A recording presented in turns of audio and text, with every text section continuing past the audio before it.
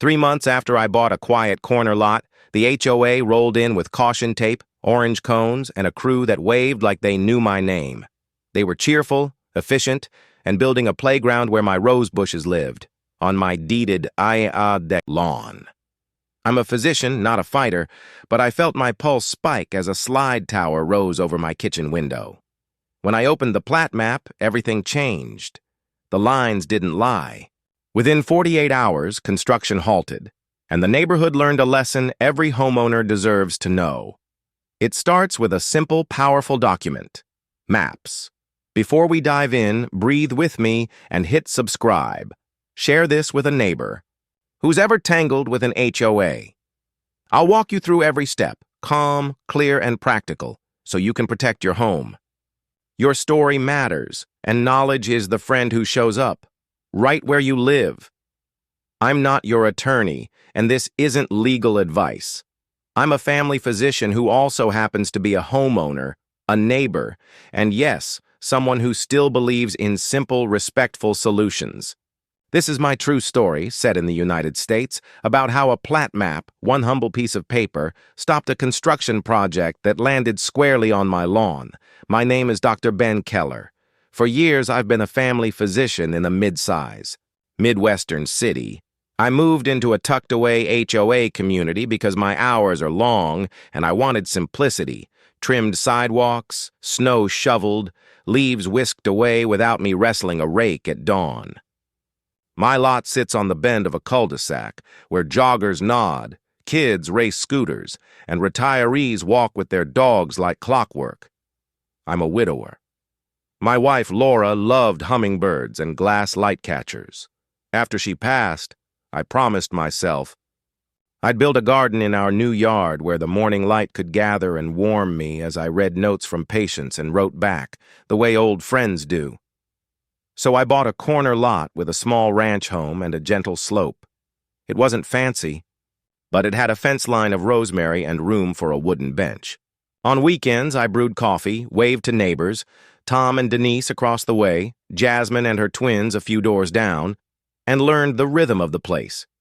The HOA was, honestly, not top of mind. I paid my dues. I read the email about pool, hours. I even supported a community picnic by bringing a casserole dish that nobody touched, but everyone complimented. That was the level of drama I expected, until the cones came. On a temperate Thursday morning, a landscaping truck edged up beside my curb. I didn't think much of it. Our HOA often tidies the entrances and sometimes fluffs the mulch in the pocket parks. But then 2 orange cones appeared on my lawn. My lawn. Caution tape fluttered across my walkway. A bobcat skimmed the edge of the property line the way a pen skates over a blank calendar square. A man with a clipboard waved like we were old friends. "Morning! Playground delivery!" I laughed reflexively, like he'd made a joke. "That's next door, right?" "Nope," he said, tapping the clipboard. "Here, community easement. We're expanding the tot lot." I could feel it then. The temperature inside me rising. The small alarm bell that rings when someone touches a treasured thing without asking. My treasured thing was not a diamond bracelet. It was a rectangle of grass with leftover rose bushes. From the previous owner's wedding anniversary planting, a patch where I had spread seed and waited like prayer for green to arrive. "Who authorized this?" I asked. "HOA board," he said. "We've got the go-ahead." "On my property?" I asked, gentle, careful, the way I ask anxious patients about their symptoms. He shrugged. "Common area," he said. So I called the HOA management number listed on our newsletter. A woman named Francine answered in that bright, brisk way of people who solve things for a living. "Dr. Keller, good morning. Yes, we're excited. The board approved a small playground expansion near the bend for better access and visibility." "Near the bend," I repeated, standing on my grass, lifting the tape like a curtain. "Yes," she said. "The common area by your home." "That isn't common area," I said, feeling my pulse tick in my throat. "That's my lot." A pause, the kind where both sides recalibrate. "Let me check the map," she said. I sat at my dining table with two documents, my deed and the recorded plat map the title company had emailed me when I closed. When you buy a home in an HOA, your closing folder can feel like a legal dictionary disguised as a gift bag. But tucked in there is the plat map with its neat blocks, tidy lot numbers, and lines that declare where yours ends and your neighbor's begins, Francine called back. Our Parks Committee used the master amenity map from the developer, she said. It shows an expansion area planned for the bend and... That's a concept map, I said carefully. Is the recorded plat the same? Another pause, then typing sounds. We're looking at the landscaping plan, she admitted. I'll loop in our board president. Her email arrived minutes later, bright with exclamation marks as if punctuation could oil the gears of a tricky thing. They had a JPEG, an early promotional plan that showed a green patch connecting two open spaces. On paper, it looked like a quilt square that extended gracefully behind my house. But the recorded plat, the one filed with the county, told a different story. The common area stopped before my property line. Let's meet on site, the board president, a man named Victor, wrote. We stood in the sun. Me, Victor in his crisp golf shirt, and a project manager whose polo bore the logo of the playground company. The crew waited, leaning on shovels in that show of patience that also says, "Please finish this. We've got a schedule." Victor smiled. "Dr. Keller, thanks for being flexible." "I'm flexible about questions," I said, "but not about land. This is my lot." He gestured loosely at the green space. The developer intended this to be a community pocket park. The developer can intend, I said, feeling steady now, anchored by evidence. But the recorded plat is the law of the land. The project manager shifted, eyes darting from face to face. He wanted a single answer: go or stop. Let's verify, I said gentler. For everyone's sake. That night I couldn't sleep. Not because of immediate fear, but because of the weight of it. The quiet way civic systems can go wrong. I brewed chamomile tea, stood by the kitchen sink, and realized I wasn't actually alone in this. The neighborhood was full of grown-ups who cared, even if we didn't always know what to do. I walked across the street to Tom and Denise's. They're the kind of people who keep extra lawn chairs in their garage just in case conversation happens. Tom was a retired postal worker, every route a map in his head. Denise was a retired kindergarten teacher with stories for miles and cookies on hand like a magic trick, I explained. Tom nodded. Developers' brochures aren't the same as recorded plats, he said. When they sold Phase 1, that corner hadn't been finalized. Happens. Denise pressed a cookie into my hand and said, "Stand up for your lot, honey." Kindly, but firmly. Another neighbor, Jasmine, joined us on the sidewalk. She's in her 30s, a single mom with twins who could out-sprint butterflies. She loved the idea of a playground. "But not if it's on your land," she said. "That's not how community works." In medicine, we talk about the difference between symptoms and causes.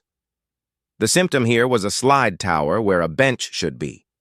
The cause was a mismatch between plans, a concept plan versus a recorded plat.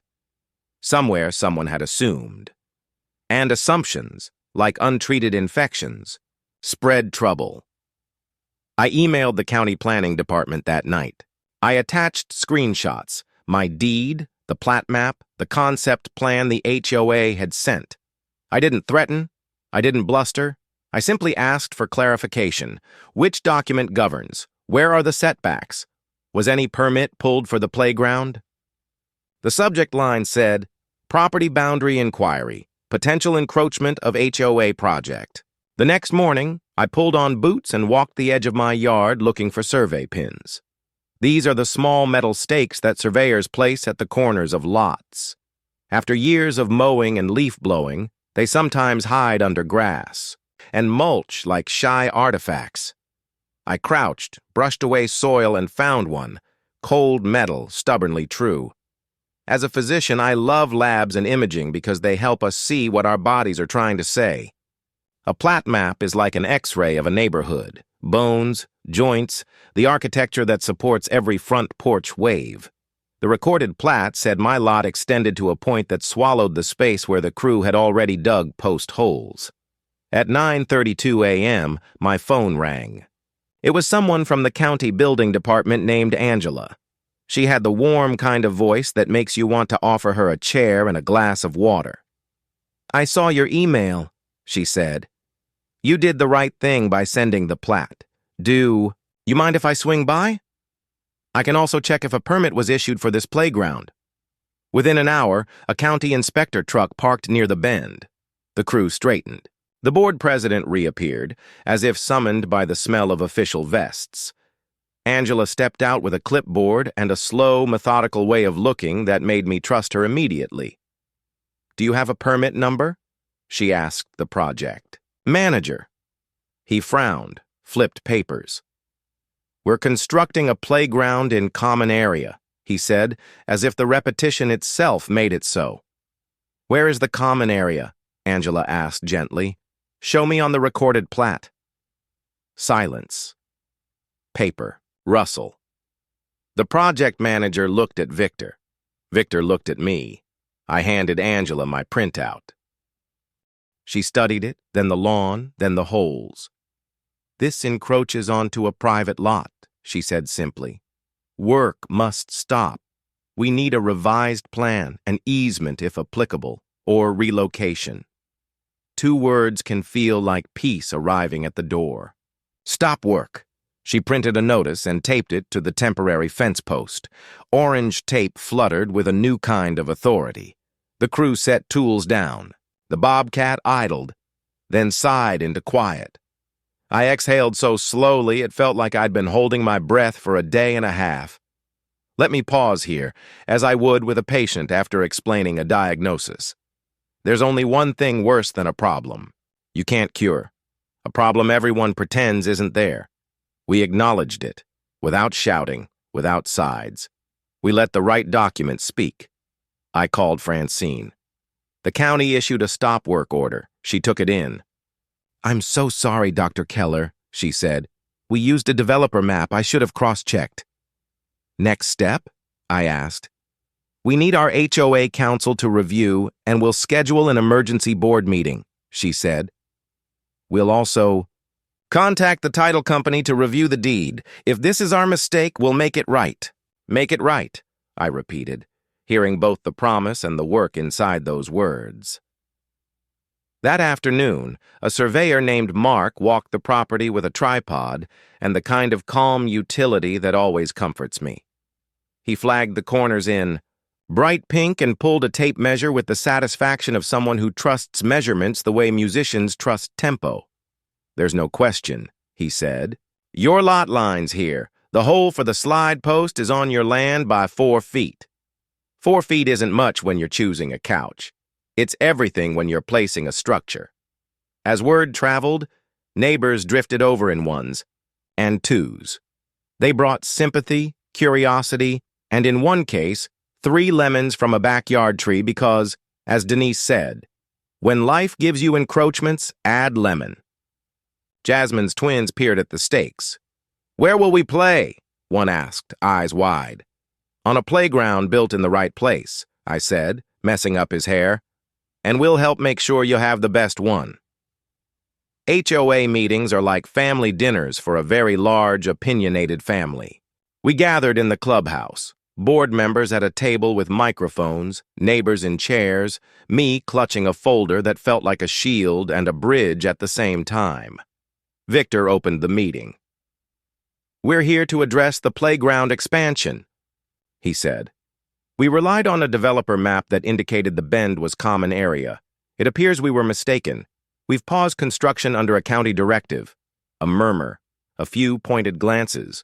One neighbor, a man named Carl with arms like tree trunks, muttered, "Always knew those maps were fishy." Another neighbor, Susan, who'd been advocating for more kids' spaces for years, lifted a hand. "Can we fix it fast? The kids need a safer play area." Francine invited me to speak. My heart thudded. I work under pressure. I've delivered scary news with grace. But when it's your lawn and the memory of your loved one's rose bushes, your voice holds more than words. It holds your life. I kept it simple. I support safe play. I also support property lines. Here's the recorded plat map for our block, filed with the county. I held it up, then clicked to a slide on the clubhouse TV, the lines clear even, from the back row. This shows my lot extends farther than the developer's concept plan suggests. There's no room here legally for the playground expansion as designed. Our HOA attorney, Ms. Ramirez, a compact woman with clear eyes and plenty of pens, nodded. The recorded plat governs, she said. If the HOA wants to use private property for an amenity, we'd need the owner's written permission through an easement, likely compensation, a vote depending on our covenants, and proper permits. None of that occurred here, so we move it, Carl said, like moving a couch. It's not an afternoon project, Ms. Ramirez said. But yes, conceptually, we'd need to relocate or redesign within true common area. What about damages? Asked a quiet voice near the back. It was Mrs. Ellison, an 80-year-old widow who remembers details most of us forget. The doctor's lawn was dug up. Any harm will be addressed, Ms. Ramirez said, taking notes. We'll restore the property. If the owner incurred costs, we'll discuss reimbursement. I thought of my rose bushes, of irrigation lines under the soil, of the hours spent watering and hoping. Property damage, even small, feels like someone smudged your glasses. It's not ruinous, but it makes the world harder to see. We adjourned with a sense of direction. The board would meet with the county, the playground vendor, and the surveyor to redraw. In the meantime, they'd fence off the holes on my lawn and keep kids away from the construction zone. The next day, a letter slid under my door. Ms. Ramirez, the HOA counsel, had drafted it. It acknowledged the mistake. It pledged to pause all work, to restore my lawn, and to seek a solution that respected the recorded plat. It also asked whether I'd consider granting a tiny sliver of land as an easement for a sidewalk curve if that would make relocation smoother.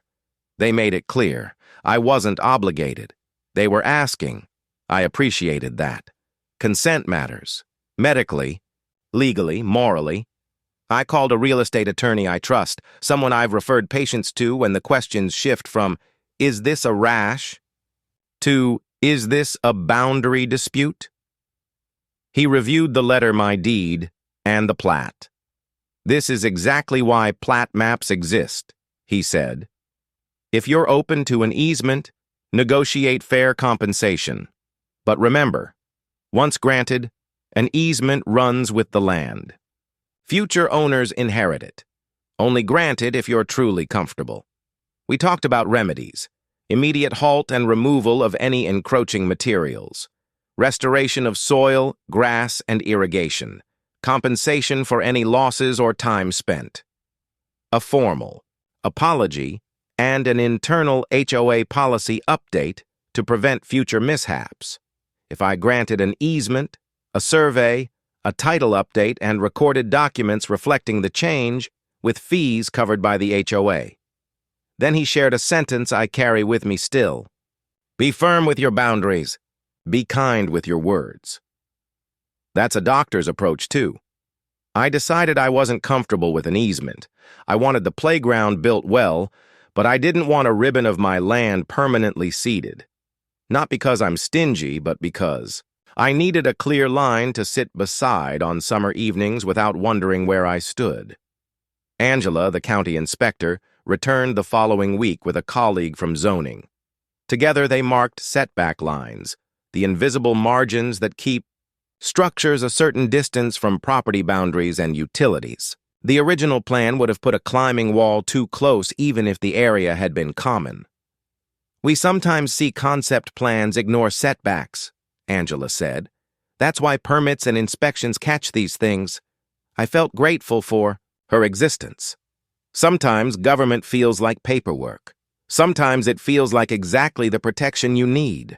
The playground vendor, to their credit, adapted. They could rotate the structure, shift the footprint, and place it fully within the true common area at the far end of the bend. It would require removing a scraggly hedge and pouring a new concrete pad. The process would cost more. The vendor offered a discount for the change because the miscommunication wasn't solely the HOA's fault. The vendor had failed to verify the recorded plat themselves. Victor looked tired but determined. "We'll do it right," he said, and for the first time since the cones landed, I believed him fully. A few evenings later, there was a knock. Victor stood there with a member of the Parks Committee, a woman named Pam, whose eyes shone with the exhaustion only volunteers know. "We're sorry," she said, her voice cracking. "We wanted something beautiful for the kids. We didn't check the right map." I took a breath. "I forgive you," I said, "because forgiveness, like hydration, keeps the system working. Let's move it and make it beautiful. We put it in writing, too.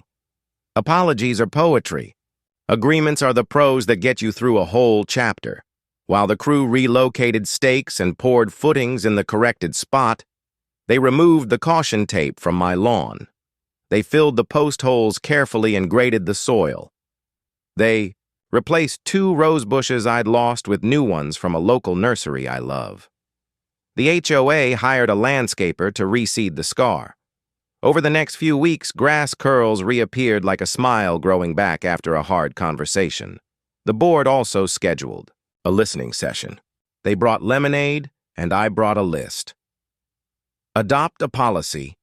Before any HOA project, pull the recorded plat and verify boundaries. Require vendors to review recorded plats and sign a boundary verification form. Coordinate with the county on permits. Even for minor projects, create a neighbors advisory panel so families living adjacent to projects have a voice. Communicate timelines openly. We left with a plan. Not perfect, but grounded. It's easy to say a plat map stopped construction, but the truth is, people did, once they respected the plat. It's a difference I want to underline like a physician underlining "take with food" on a prescription. The map was the tool. The stopping was a choice. Still, a single sheet of paper changed the wind. The county inspector put it plainly: "We cannot allow construction that conflicts with the recorded plat. Stop work." Those words are the civic equivalent of "hold pressure here until the bleeding stops."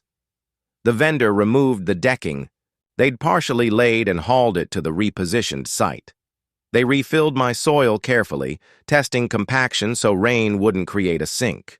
A small thing? Maybe. But it's like suturing right. It prevents scar tissue from pulling later. Neighbors gathered to watch the new layout take shape. Fully within the common area, fully permitted, fully compliant with setbacks. The twins bounced in anticipation. Even Susan, who had pressed for the playground for ages, seemed relieved. "I don't want to enjoy something that began with a harm," she said.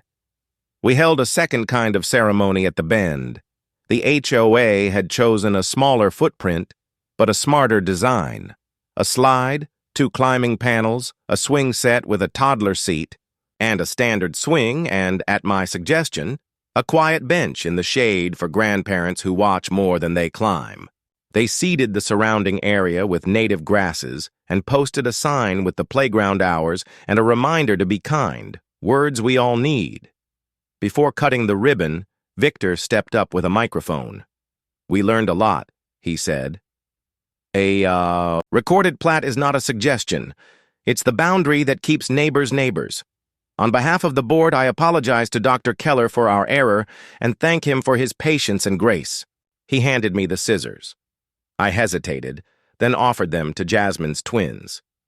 "You two do the honors," I said. "Make it a place you take care of, okay?" They nodded solemnly, cut the ribbon in a slightly jagged line, and the block cheered. Afterward, there were cookies, Denise's, and lemon water, because apparently we're a citrus-themed neighborhood now. People lingered. Mrs. Ellison tried the bench and declared it perfect. Carl pushed a toddler on the swing and laughed in a way that softened his whole face. Even Pam's shoulders dropped about 3 inches. A week later, we finalized the practicalities. The HOA reimbursed me for the damaged rose bushes and the cost of a sprinkler head the crew had cracked. They paid for the survey and the restoration. We didn't go to court. We didn't need mediation. We used letters, receipts, and signatures. We also recorded nothing, because we changed nothing about my title. There was no easement, no change to the plat. That blankness, that absence of new filings, made me happy. It meant the boundary stood intact, like a well-healed incision. The body of the block kept whole. In our next HOA newsletter, Francine added a section titled Know Your Maps. It explained the difference between developer concept plans, marketing, preliminary, subject to change, recorded plats, legal, filed with the county, controlling property lines, site plans, detailed layouts for specific projects that should conform to the recorded plat and zoning rules, GIS maps, helpful but not legally definitive without cross-referencing the recorded plat. She also introduced a new checklist for HOA projects. Pull and review the recorded plat for the relevant lots and common areas. Confirm boundaries with visible survey pins or an updated survey, if needed. Verify setbacks and permitting requirements with the county. Notify adjacent owners and seek input. Obtain written permissions or easements if private land is involved, no assumptions. File permits and keep stop work authority clear. Printed that page and stuck it to my fridge like a school art project. Not because I'm a rules nerd, though I might be a little, but because a system that learns is a system I can trust. If your HOA or a neighbor begins building on your land, or you think they might, here's the gentle, firm path I followed. Breathe. You're allowed to be upset. Then gather documents. Pull your deed and the recorded plat map from your closing docs or the county recorder's website. If you can't find them, call your title company or county clerk. Locate your property pins. If possible, don't dig deep. Look for metal stakes at corners or ask a surveyor to confirm. Contact the builder and HOA immediately. Be calm and factual. Share the recorded plat. Ask them to pause work until boundaries are verified. Reach out to your county building department. Ask if permits were issued. Provide the plat and photos. If the county agrees there's encroachment, request a stop work order. They may issue one on their own authority. Consider hiring a surveyor for a clear, authoritative map. Consider calling a real estate attorney for advice, especially if tensions rise. Ask for restoration and reimbursement in writing. Keep copies of all communications. If you're asked to grant an easement, weigh it carefully. Once recorded, it affects your title permanently. Stay neighborly. You can be firm without being cruel. This is still your community. Sometimes patients apologize for bothering me with a symptom that seems small. I tell them a twinge can be a clue. It's not about the size of the ache. It's about what it points to. This wasn't about one lawn or one playset. It was about how we live together. Boundaries aren't the enemy of community. They're the frame that lets us hang art. I think of Laura often when I sit on that bench. She would have told me to stay kind. She would also have underlined the part about checking facts before moving ahead. She was a nurse. She believed in the triage that puts facts first so feelings can breathe without fear. The plat map didn't just stop construction. It let us start something better. Trust. We corrected the plan. We prevented a future title issue for me and for whoever owns my home next. We gave kids a safer place to play.